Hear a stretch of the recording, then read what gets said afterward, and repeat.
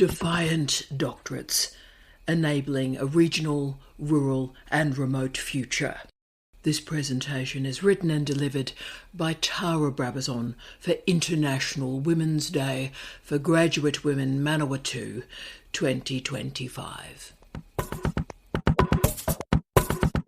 I commence this presentation with a story.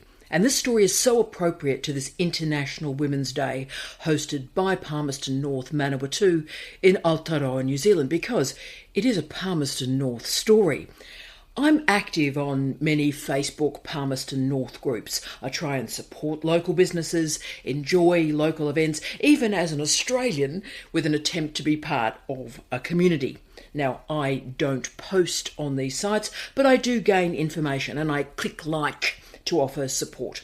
On Sunday, January 26, 2025, I was scrolling through the Everything Palmy site, and I'd just been to our local gym, and a woman was requesting advice about a church in her area that was family friendly and had a woman preacher. Now, I'm not religious or a churchgoer myself, but I clicked like to wish the woman well and offered no comment.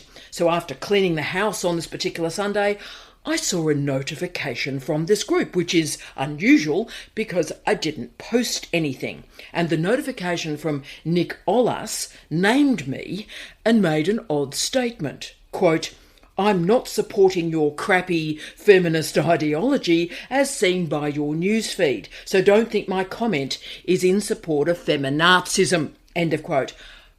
I do not know this man. I have no connection with this man, even though we're both members of the same Palmerston North group. So this was the response to a silent woman that he does not know. So on this International Women's Day, we welcome regional, rural and remote women in locations around the world. And I start our discussion with a short session that explores the education of women. As women continue their education to enable reading, writing, thinking and citizenship, we must transcend the labels of crappy feminist ideology to offer a different vision, a defiant future. So we're exploring the power of regional, rural and remote PhD programs, the RRR PhD. Such an intervention is timely. Graduate education is changing, and in 2017, and for the first time in the United States, women dominated doctoral programs. In 2021, and for the first time in Aotearoa, New Zealand, women also dominated the doctoral programs.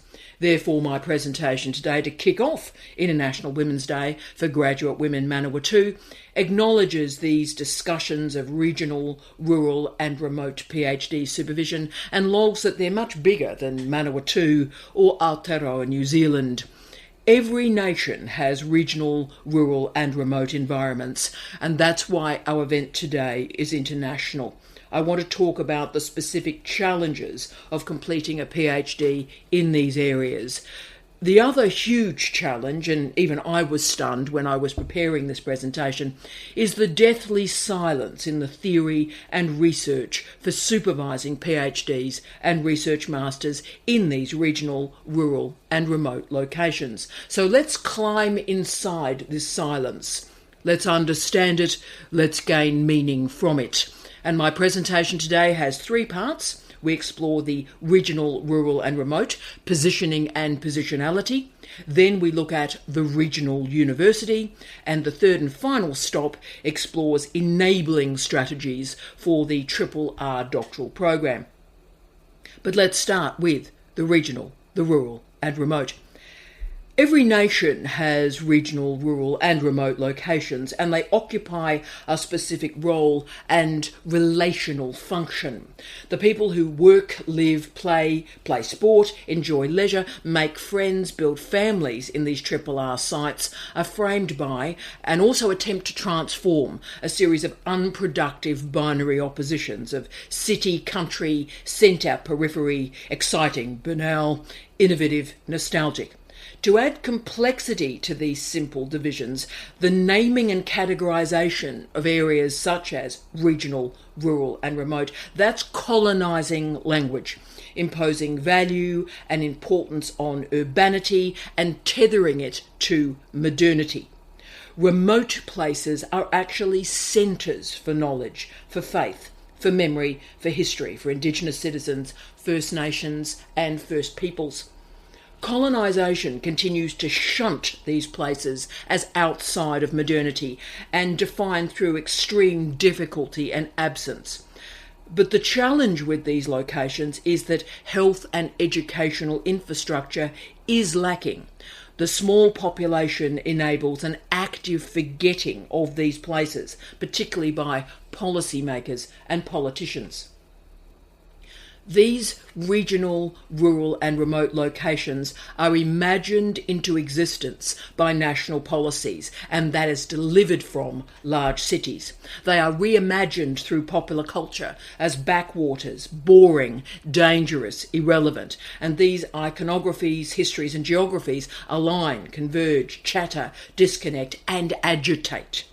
These locations, through the piling of binary oppositions to form ideologies, creates a culture of deficit or lack. But theories of rurality, regionality and the remote transform through the lens of post-coloniality and feminism, alongside a sensitivity to the political economy. From this theoretical foundation, an architecture of advocacy is constructed. Women occupy specific but also connected social, political and economic trajectories in rural, regional and remote communities. Women's histories and theories construct a pathway through drought, iterative pandemics, economic injustice, floods, climate emergencies, but also the challenges of affordable housing and equality in educational participation and success. And of course, the women we have lost through domestic violence. As an extreme example, 2/3 of the Australian population live in major cities, making Australia one of the most urbanised populations in the world. But Australia also has one of the lowest population densities outside of major cities. Therefore, the majority of the population can forget about the regional, the rural and the remote. There are wider international theories to frame and encircle our work on rurality, regionality and the remote today, and it's really appropriate for International Women's Day. So Jason Servone's remarkable monograph, Corporatising Rural Education, Neoliberal Globalisation and Reaction in the United States, is an incredible book, and actually it began life as a PhD. He argued that these rural and regional towns and cities have been buffeted by waves of neoliberal globalisation. So what this means is that market forces, corporations, have seen the brittle nature of the economy in these areas and are moved to exploit this situation. So there's a lot of talk about neoliberalism. Neoliberalism, at its most basic, is defined as the domination of the free market and the profit motive above all other motivations and priorities. It is anti-state intervention, anti-regulation. So basically the T-shirt slogan is, let the market rip. You can see the challenges to health, education and public services like libraries without regulation.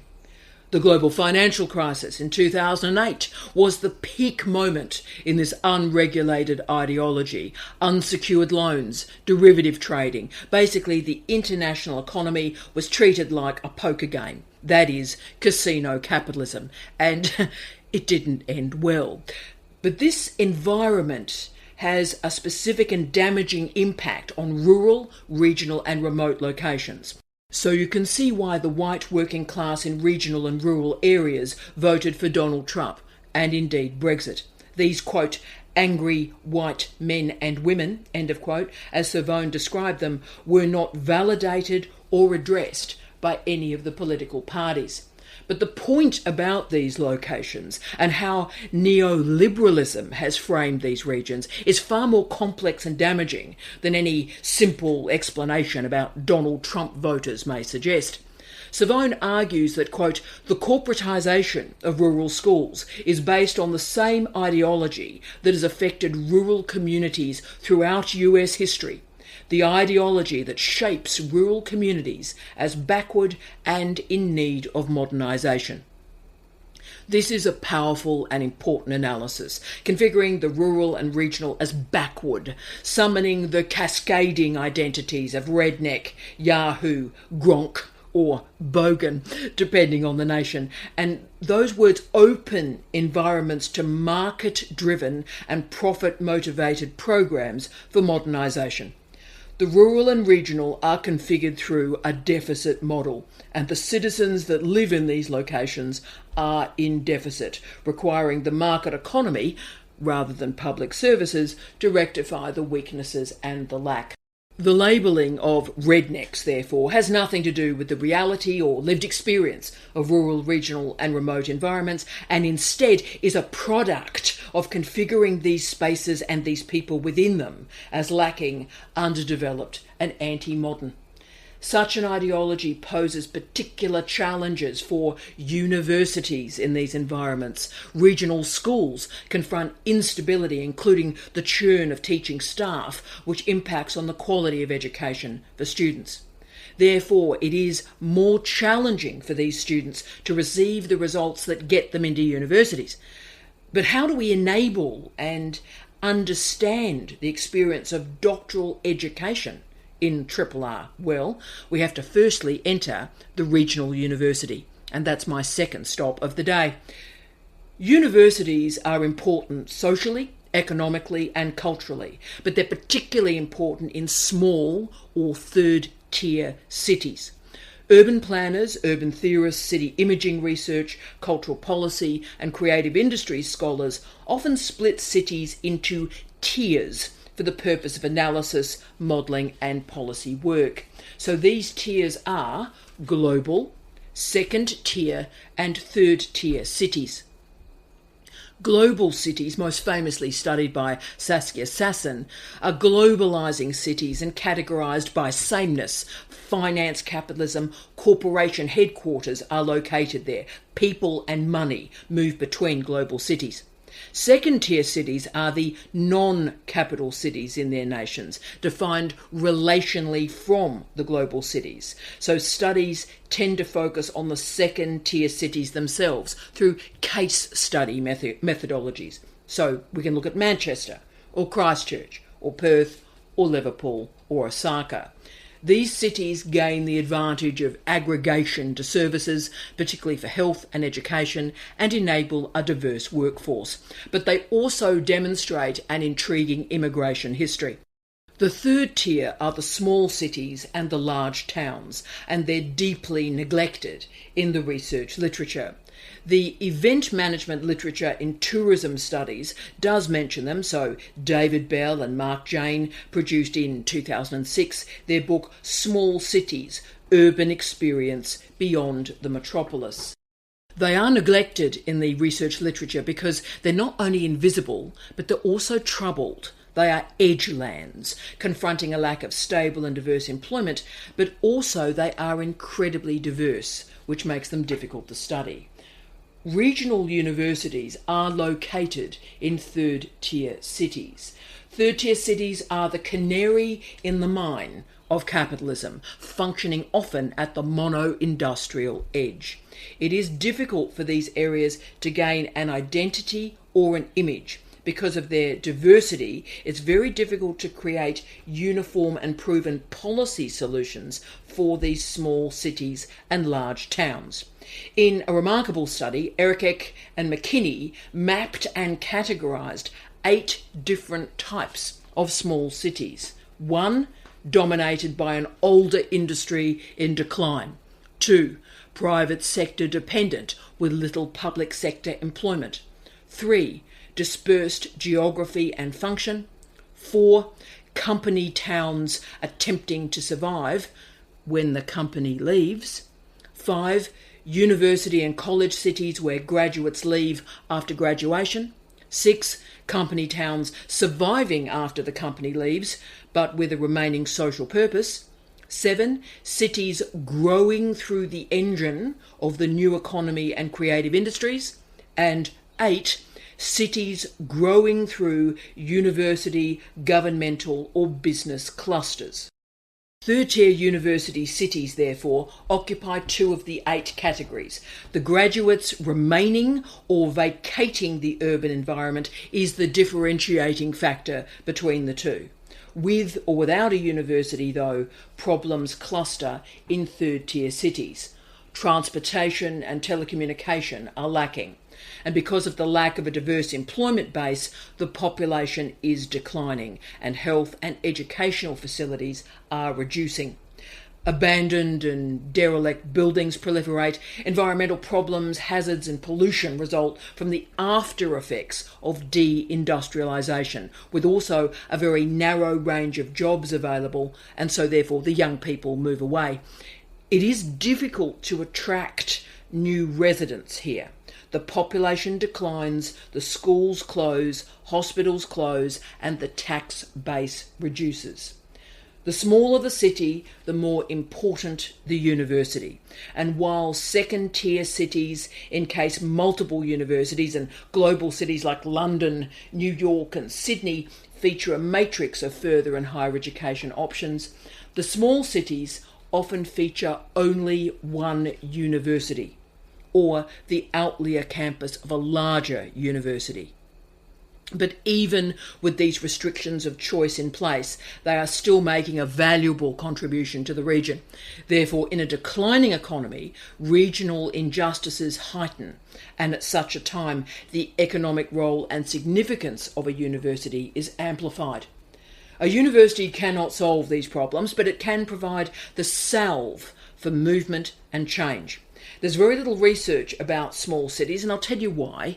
Third-tier cities are diverse, as are the educational institutions within them. So Cambridge University has very little connection to Federation University in Ballarat. Both are third-tier cities with universities, but that seems to be about the end of the similarity. But of course, there are benefits that Cambridge and Federation share. Universities are employers of staff.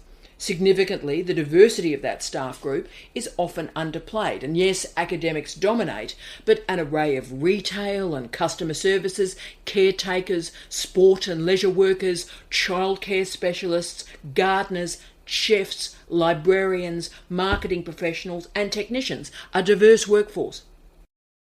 The third-tier university cities are also key employers for early career academics.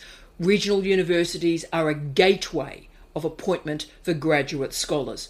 Birch, Perry and Taylor referred to universities as, quote, anchor institutions, end of quote. And for local governments, this enables planning and stable collaboration.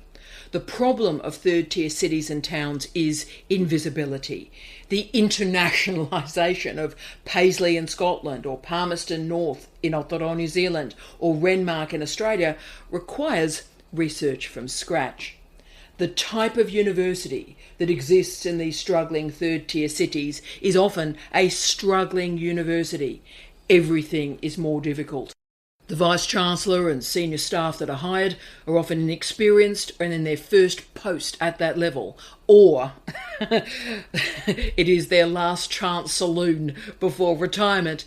The deans appointed to the faculties, similarly, are in that role for the first time. Fields of candidates for appointments are smaller. Attracting staff to live in these small cities away from the facilities in larger urban environments is challenging. And if they are hired, then some of the staff become part of the FIFO, fly in, fly out academic workforce, not living permanently in their location of employment. What are the strengths of a regional university? Well, I'll give you 5. It's easier to gain a permanent position.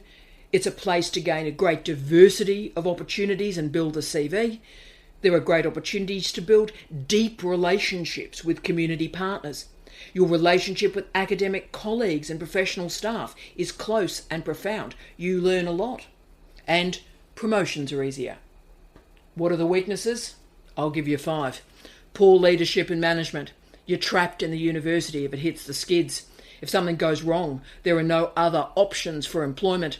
Your partner will be challenged finding work and your family will confront challenges, and health and educational opportunities are limited.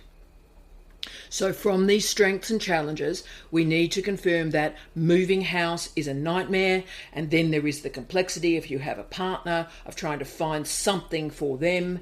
Now, some institutions have spousal policies, but let me give you the very common narrative that is particularly indicative in regional universities, which explains why they can't get great staff and why they can't hold great staff.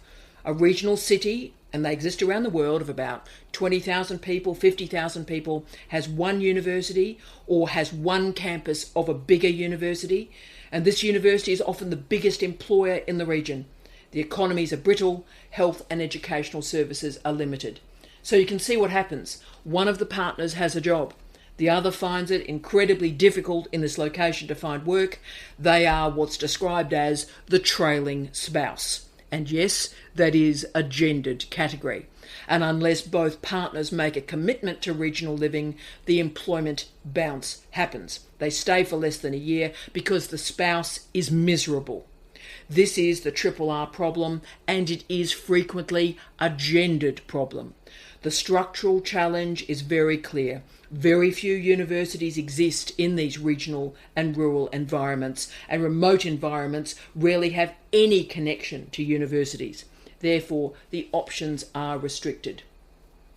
There are three models of universities in third-tier cities. We have the single institution, a self-standing university with its main campus in a large town or city, so Massey University, Federation University, Southern Cross University. We have a regional university with campuses spread through the third tier, so Central Queensland University, Charles Sturt University in Australia. In New Zealand, the Institutes of Technology provide this function as further and higher education providers. And then 3, the Outlier campus of a major university located in a third-tier city. So the University of Otago has a campus in Invercargill, Flinders University has a campus in Mount Gambier. The challenge and problem with the first and second models is that expectations are capped. One proxy for this capping of expectations is whether or not a tertiary education institute or provider is granted by national legislation the opportunity to enrol, supervise and graduate PhDs. These are degrees at NZQF 10 or AQF 10. The presence of a PhD enrolment is the proxy for either enabling or capping the educational achievements of citizens. Such a problem manifests acutely in rural and remote education, where these locations are framed as appropriate for professional placements or clinical practices, but not nested and organically connected to the people. In other words, students are sent out to regional locations for health or education placements, and their supervisors visit them. But the notion of authentic students, supervisors and locations living in, working in and contextualising regional experiences, that's rarely present in the literature. These are not the places to visit for a placement and then leave. Therefore, to end our thinking about the regional university, we enter Section 3, Strategies to Enable a Successful RRR Thesis. I finish off this presentation for International Women's Day to summon positive initiatives that transform RRR. I present 4 shapes for your consideration.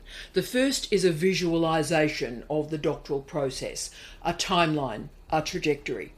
PhDs have a beginning, a middle, and, let's hope, an end. Each stage offers distinct opportunities and advantages for my next shape, the 3 C's: connection, community, and communication.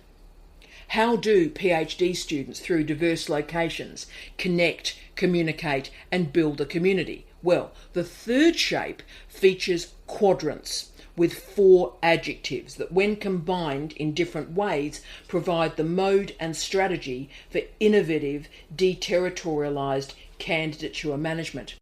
These quadrants are filled with the words analogue, digital, synchronous, and asynchronous. Each of these squares can connect and engage, and they have specific relationships that configure particular platforms, applications, and behaviours from institutions, students, and supervisors. These relationships can align at distinctive points in the candidature and wherever a student and supervisor may be located in the world. And my final shape is another triangle, the 3 Ds this time: digitisation, deterritorialisation, and disintermediation. Disintermediation invokes a flattening of power structures, a removal of layers in the supply chain. Deterritorialisation unhooks a commitment to a singular space and territory to build a shared digital community. From these 4 shapes, let me show you how they dance in a RRR PhD program.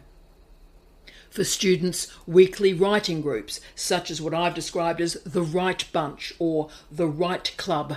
These allow students to share a synchronous portal, meet new people, and gain support. But also reading groups. Participants share a discussion about a scholarly work. Shared digitised social events. This may be an online coffee morning, a whiteboard soiree, or digital office hours. Professional development sessions for staff and students with flipped training, just in case, just in time professional development that can include, of course, a weekly vlog series, but also sound-only podcasts. For busy academics, these models enable efficient professional development. I know PD for academics is about as popular as teeth extraction, but with attention to efficiency and national and international requirements and legislation, particularly for research integrity and academic integrity, new spaces are built that critique homology. That is, the notion that how we were supervised is how we will supervise. This is a portfolio of wraparound care. It's not based or anchored on a particular way of living or thinking. The goal is not to consider or apply a deficit model of teaching and learning, but an abundance model. We have the opportunity to supervise in remarkable places, and we talk with students. What do they need? Through Teams, through Zoom, we enable weekly meetings with supervisors and presentations of milestones in their region, rather than the student having to travel to a capital city. But strategies for connection and the delivery of bespoke PD and community building platforms are now possible. What I want is our outstanding students in regions, in rural and remote environments to live, to work, to enjoy their families and enfold a doctorate into their life, rather than the doctorate destroying their lives or requiring that they move from a regional location. This is a feminist project, as women dominate our doctoral programs and dominate the health and education programs that punctuate regional universities.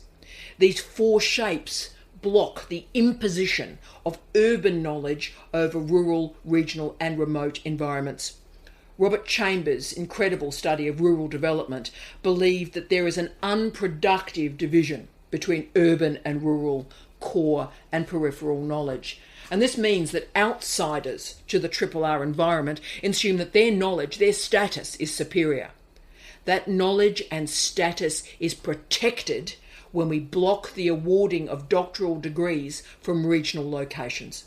Think about how so many universities in regions cap expectations by limiting the doctoral experience to our large cities. Why can't a student do an authentic, organic, empowering and lived PhD on Stewart Island or Arthur's Press or Kangaroo Island or Bremer Bay? This is not imposing Auckland or Wellington or Christchurch or Sydney or Canberra or Melbourne knowledges on RRR locations. Instead, it's creating a collaborative space enabled through digitisation where a portfolio of support is available and supervisors dialogue honestly and with equality with their students in the region, in their locations, on their terms.